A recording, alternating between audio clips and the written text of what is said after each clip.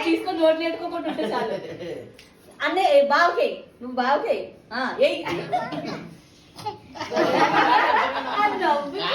అంటే బదికి అది చూడ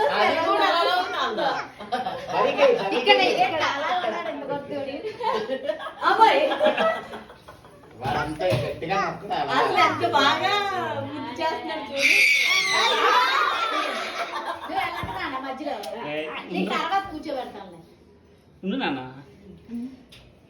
ఏం చేద్దాం అనుకుంటా ఎట్లా తిరిగి చాలు